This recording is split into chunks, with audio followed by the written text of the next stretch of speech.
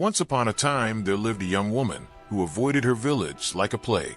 Her name was Dell, and for 22 years of her life, the village existed only in stories, memories, and whispers from her parents.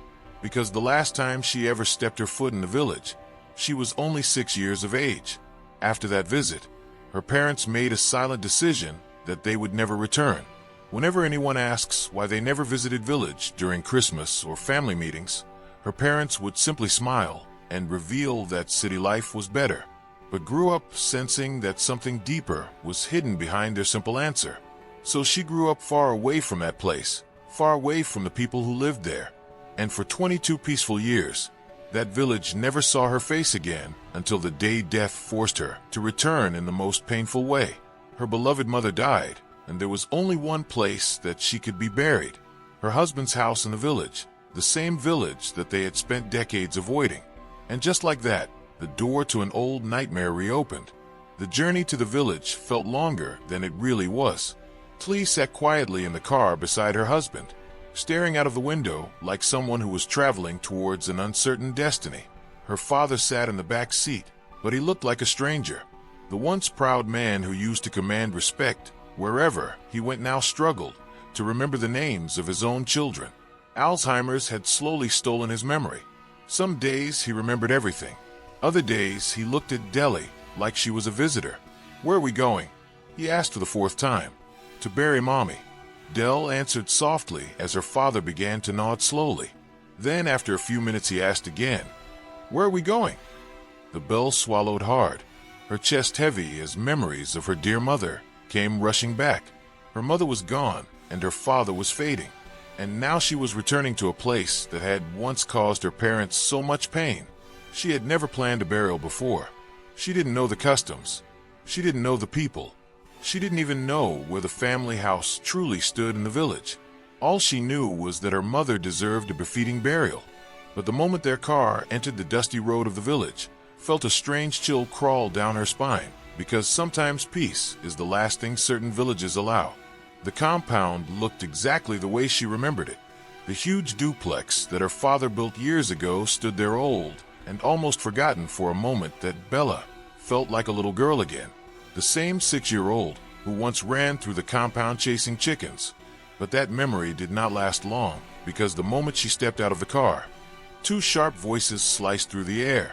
So he finally remembered this plate still exists. The bell slowly turned, standing in front of the Virtue women, her father's sisters, who had arrived the village a few hours earlier. Their faces carried a kind of smile that did not come from happiness. "So this is the daughter your wife raised?" Chica said loudly as her elder sister folded her arms. After 30 years, she suddenly remembered she has a village. Della forced a smile as she greeted her aunties. "Good afternoon, aunties," she said, but neither of them answered. Instead, Chica hissed loudly and said to her mother, "Did a very bad job raising you." The words landed like stones as Dabella stood quietly and stared at them. Her mother had not even been buried yet, but the insults had already begun. From that moment onward, the atmosphere in the compound became unbearable.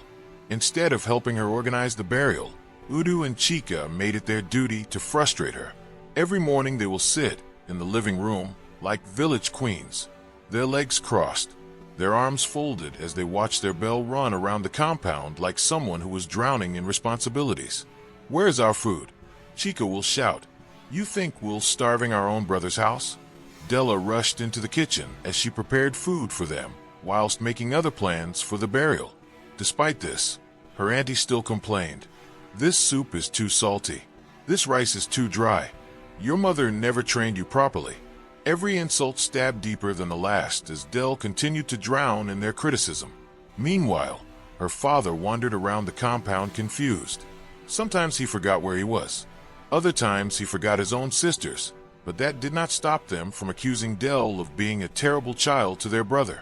"You are starving our brother," you shouted one afternoon as she accused Bella of bringing their brother to the village to kill him. Dabella stared at them in disbelief. They knew about his illness. They knew his memory was failing. But still they chose to be so unkind to her, because hatred does not care about truth. Even when the villagers tried to help Dlee, her aunties found ways to cause more trouble. Neighbors came with firewood, Women offered to cook.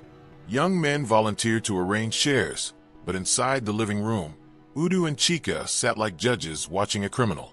This girl is useless, so she cannot even organize a simple burial, Chica said loudly as her sister nodded and began to speak.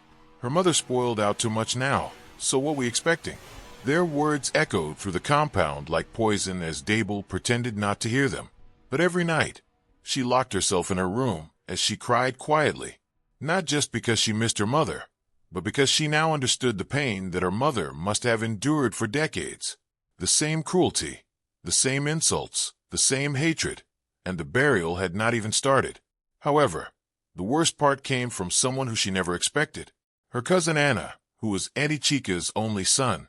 They had once been inseparable as children, two cousins who played together during family visits. But now Anna barely looked at her.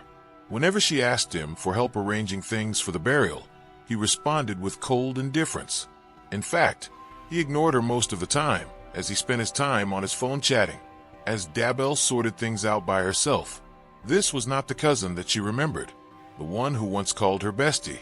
But then again, bitterness has a way of spreading through families like a contagious disease, and Anna grew up listening to his mother's hatred for them. His actions began to reflect his state of mind towards her, and Dell could not believe how far apart they had grown. Even when he tried to pretend, his countenance gave it all away, and this broke the Bell's heart to see hatred emanating from him as well. Finally, the burial day arrived. The compound was filled with so many people, villagers, friends, relatives. Everyone came to pay their last respect to her mother Summer. For the first time since arriving in the village, Dabella felt a small sense of relief. Everything seemed to be going smoothly. The Cutros were serving food. The musicians were playing softly. Guests were seated peacefully as Dable stood beside her husband Opium, greeting their visitors. For a moment, it looked like her mother would finally get the peaceful burial that she deserved. But peace in that compound was not something that ever lasted long, because suddenly a loud shouting erupted from the Kraz tent. Dlet turned around quickly as she saw some people gathering around the tent. In the middle of the chaos stood her father's sisters Yu and Chica, their voices louder than the music. "Who do you people think you are?" Chica shouted. "You will serve everyone except our guests." The Ketra looked confused. "Madam, I'm only serving the least given to me." But Chica refused to listen. "This is our brother's compound. Would you yield? We are the biggest VIPs here." The Cutros shook her head nervously. "I'm sorry, madams, but my instructions came from Dabella's husband. I was paid to cook and serve as guests only," she said as she explained to them that there was another chef tax with cooking for the main guest at the burial. That Bella's husband, in a bid not to overwhelm the main chef for the burial, paid another chef to cook for his own guest. Despite this, her aunties decided to still make trouble. The words brought petrol on fire as he began to yell out angrily to the hearing of everyone present. Her husband Chica screamed, "So that man came here to insult us in our own family house?" The shouting became louder as guests began to whisper in disbelief. The peaceful barrier that Dabella thought would end peacefully slowly began to turn into another battlefield. Dabella and her husband rushed to the tent immediately. "What happened?" Dabella asked as the Ketra explained what had happened. "These women want me to serve guests who are not on the list," she said as she revealed that she was walking under strict instructions. Obama sighed deeply as he saw the trouble that his instructions had caused. He apologized to his wife's aunties as he ordered the chef to serve her guest. But the sisters, instead of calming down, decided to explode again. "We don't want your food," Chica shouted angrily as she insisted that Obama insulted them in their own brother's house. "You insulted us already, so don't bother giving us food. We are not beggars. We will go and buy food for our own guest," they said as the crowd murmured in confusion. Dabella felt tears burning behind her eyes. All she wanted was to bury her mother in peace. But even that her aunties refused to allow it happen. In fact, they demanded that her husband had to kneel and apologize to them for what he did. "Your husband must apologize to us for insulting us in our own brother's compound," they declared as Dabel felt a part of her heart break into a million pieces. Her aunties, "We are looking for a way to humiliate her husband and found the best way to go about it." But Toby held her hand gently and assured her that he would apologize. "I apologize, my love," he said quietly as he revealed that he didn't want to create more trouble for his wife. So he went down on his knees and apologized to them. He humbled himself despite knowing that he did not do anything wrong. Obium apologized to his wife's aunties, but despite this, their faces remained cold. That night, Dabella locked herself inside her room and cried like a little child, because as she sat alone in the darkness, memories began to flood her mind. Memories of how those same women had treated her own mother. The hatred, the jealousy, the endless accusations. And for the first time in her life, Dell truly understood why her parents had stayed away from the village for over 30 years. Because sometimes the most dangerous enemies in life are not strangers. They are part of our own family. Dad began to remember fragments of things that she had seen as a child, but never fully understood. She remembered her mother, sitting quietly in the corner of the compound years ago, the last time they visited the village, wiping her tears as Udu and Chica spoke harshly to her. She remembered how her father defended her mother, telling his sisters to leave Sar alone, but they never listened. They always believed that Summer has stolen their brother away from them.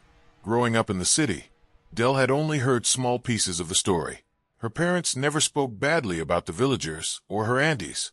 They simply chose silence and distance, despite sending money once in a while to the same sisters. However, now sitting alone in this room, Dabella realized that silence had only hidden a painful truth that no one was ready to confront. Her mother had suffered for years without ever complaining. She had endured insult, accusations, and bitterness simply because she married a man who was from another state. Tears rolled down Dabella's face as she whispered softly, "Mommy, I didn't know it was this bad," she said as she realized that the hatred that she was now facing did not start with her. It started long before she was even born. Years ago, when Ethan first told his sisters that he wanted to marry Summer, their reaction had been so explosive. You had shouted loudly that their family lineage would be destroyed if their brother married a woman from Emo State. Chica even went further to accuse Summer of using charms to capture their brother's heart. In those days, tribal pride and old village beliefs ruled many people's minds, and marrying outside the state was seen as betrayal. But Isina was deeply in love with Summer. He had met her during her NYC in Porticott, and from the very beginning he admired her kindness and intelligence. She was gentle, respectful, and hardworking, everything he believed a good wife should be. When his dear mother asked him to bring 4 names of women who he was considering for marriage, he obeyed faithfully. He wrote the names and handed them over to his mother, believing that she would seek God's direction as she promised. Days later, when she pointed to Sar's name, Ethan laughed out in disbelief.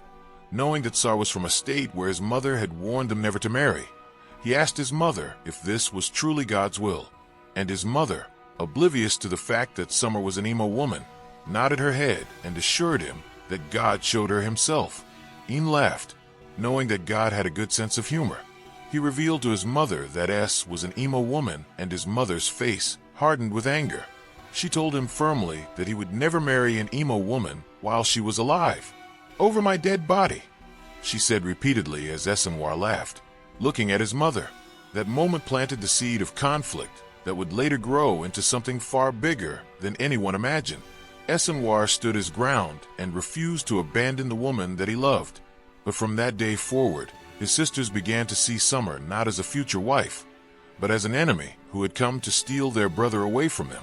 True to her word, Isina's mother fought the marriage with everything that she had. She visited elders, consulted spiritualists, and even tried to persuade church leaders to convince her son to change his mind. But Azah was stubborn when it came to matters of the heart. He loved Summer deeply and believed that love should not be controlled by tribal hatred. And as they say, words are powerful. His mother died before they even got married. Months later, Summer became pregnant with their first child. The tension in the family grew even worse. Some people in the village whispered that Summer had bewitched Ethan, whilst others believed that she had come with hidden powers from Emo to take control of the family. Yet through all the accusations and gossip, Summer remained calm and respectful. She never insulted anyone. She never fought back. Instead, she continued to encourage her husband to support his sisters and maintain peace in the family. Ironically, The very woman they accused of separating their brother from them was the one constantly reminding him to care for them. But hatred had a strange way of twisting truth into lies. The more Summer tried to show kindness, the more Yudra and Chica interpreted it as manipulation. To them, Summer's quiet nature was proof that she was hiding something. And so, the hostility continued, growing deeper with every passing year. By the time little Dabella was born, the tension between Summer and her husband's sisters had already become a permanent shadow hanging over the family. Chica, the younger sister, was especially bitter. She had always depended heavily on her brother for financial support. Before Summer came into the picture, Esma would often send money to his sisters without question, but after marriage, his responsibilities naturally shifted towards his wife and children. Although he still supported his sisters regularly, Chica felt that Summer had taken her place as the most important woman in his life. This jealousy quietly grew into resentment in a way that when Esenwar bought something for his wife, Chica would complain that her brother had forgotten his family. Whenever Summer suggested sending money to help the sisters, Chica would accuse her of pretending to be generous. On several occasions, some even transferred money directly from her husband's account to his sister, Chica, hoping that it will calm the tension. But the bitterness never disappeared. Instead, Chica began spreading rumors that Summer was secretly controlling Isina's decisions. Yu supported these accusations, believing her younger sister completely. Soon the narrative amongst their relative became clear that S.A. was the outsider who had come to break their family apart. No matter how much kindness she showed, nothing changed their minds. And slowly the constant hostility pushed Esenwar farther away from the village as he made up his mind not to put his wife in a situation where she will be maltreated or belittled. So they remain in the city hoping that distance will bring the peace that they desired. Summer built a quiet life in the city with her husband and daughter. She focused on raising and protecting her from the hostility that she had endured in the village. Whenever relatives suggested visiting during holidays, Summer always found excuses to avoid the trip. She did not want her daughter to grow up surrounded by bitterness and accusations. And Esenwar supported this decision, knowing how much pain his wife had already suffered. So the years passed peacefully in the city as Del grew up happy, unaware of the storms that once surrounded her family. But the village never forgot. Yudra and Chica continued to carry their resentment quietly, waiting for opportunity to criticize Sar whenever her name was mentioned. And now with SMA dead, the old bitterness had finally found a new target, her daughter Dlee, whose only crime was being the daughter of the woman they so despised. The next morning, Deli woke up with swollen eyes from crying all night. But something about her demeanor had changed. The sadness was still there, but it was now mixed with quiet strength. As she stepped outside, she saw her aunties already seated in the living room, discussing yesterday's events loudly, so that everyone could hear. When they noticed that Belle walking past them, Chica immediately began another round of insult. "Your mother will be ashamed of the way you organized that burial," she said sharply as her sister nodded in agreement. "A daughter who cannot even feed her elders properly. Is it her husband that should be able to care for?" Dabella did everything possible to ignore them as she made up her mind never to be like her aunties. Dabel walked up to her father, who was sitting alone on a wooden bench in the compound. He looked up at her confused as a smile coved on his lips. For a brief moment, he looked like he recognized her. "Son," he said softly as Deel felt her throat tighten. "No, Daddy, it's me, Deli," she replied gently.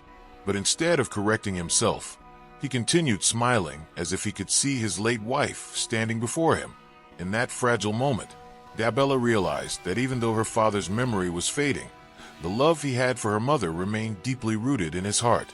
Days after the burial, the compound slowly returned to his usual vibe. One by one, the visitors left the village, carrying their condolences back to their homes. Dabel packed a few things that she brought and prepared to return to the city with her father. Although they didn't live in the same city, Del made sure that she made arrangements for her father. She knew she could not leave him alone, so after much planning, she arranged something she believed will keep him comfortable. Dlee hired a professional carer who would cook for him, give him his medications, and help him with his daily needs. She also asked 2 relatives to live in the house with him, so that her father would never be without company. When everything was set, Dable hugged her father tightly as she whispered her goodbyes. She lived in a different city with her husband, believing that she had done the responsible thing. However, what she did not know was that this decision would soon become another reason for her aunties to begin a second round of attack on her.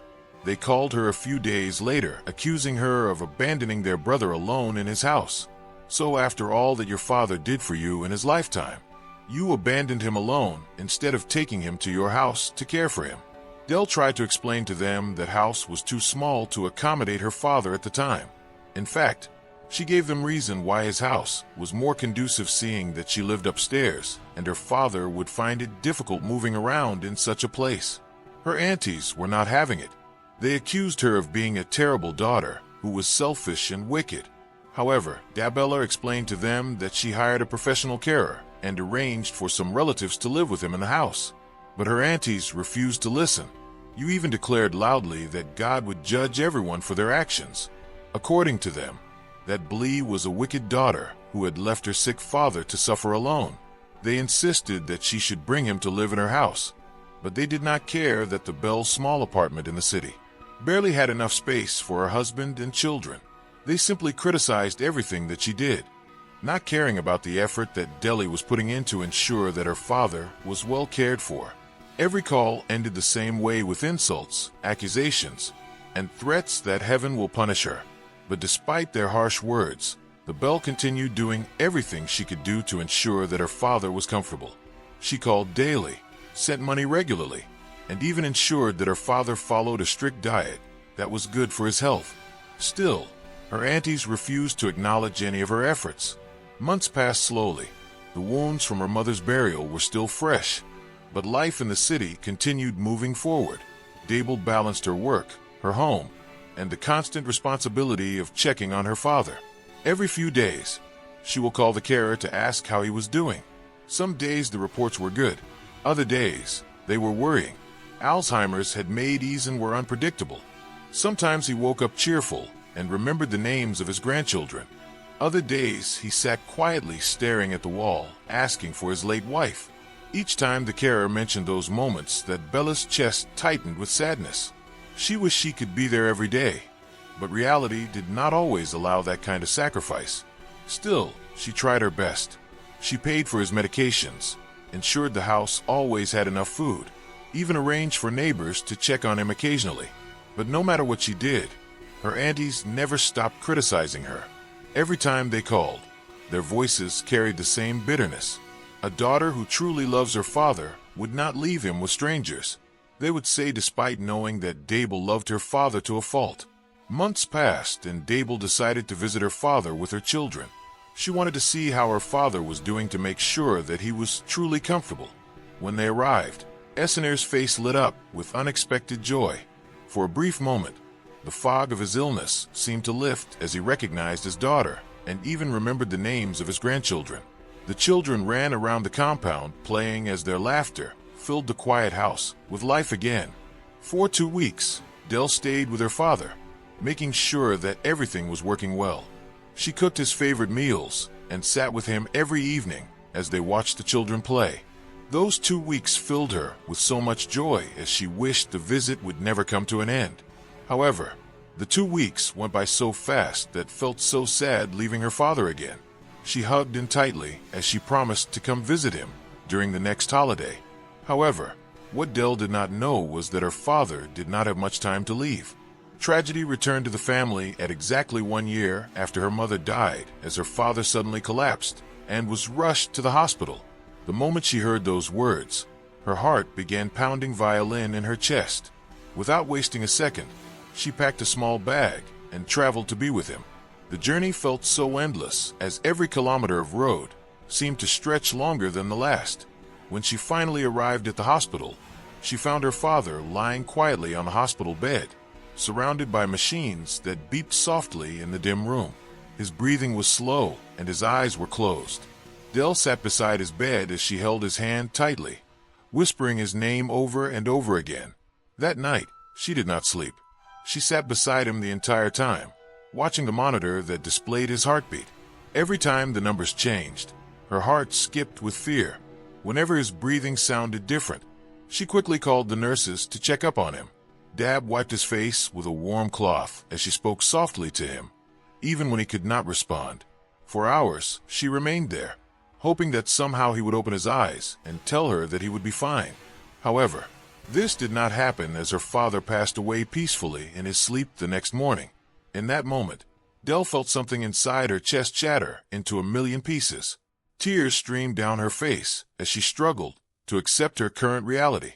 Her father was gone, the man who had protected her mother from hatred and raised her with so much love. Dabella was broken beyond words. She picked up her phone and called the first person she believed should know, Auntie Chica. The phone rang several times before it was finally answered.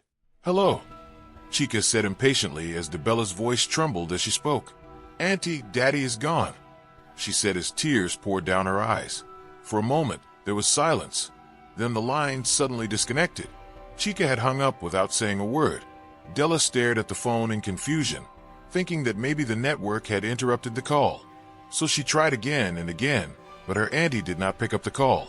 Still shaking, Dell decided to call her second auntie, Wu. The phone rang again and again, but Wu refused to answer. She tried several times, then decided to send a text explaining that their brother had passed away in the hospital. For hours, there was no response. The silence felt heavy and painful as she wondered if maybe they were grieving privately. But when her phone finally buzzed, she saw a message from her auntie Wu that shocked her to her very bones. "Congratulations. So well done." For a moment could not breathe. She read the message again, hoping that she had misunderstood. However, the message was as clear as day as her auntie was congratulating her for the death of her own father. The phone slowly slipped from her hand as tears poured down her face. In that moment, Dabella realized that the hatred those men carried was far deeper than grief. It had poisoned their hearts so completely that even the death of their only brother could not soften it. And standing alone in the hospital corridor, with the weight of loss pressing down on her chest, Della understood that some people are so consumed by bitterness that even tragedy cannot awaken their humanity. But what Dabella did not know was that her father's burial would soon expose a secret that had been hidden for over 30 years.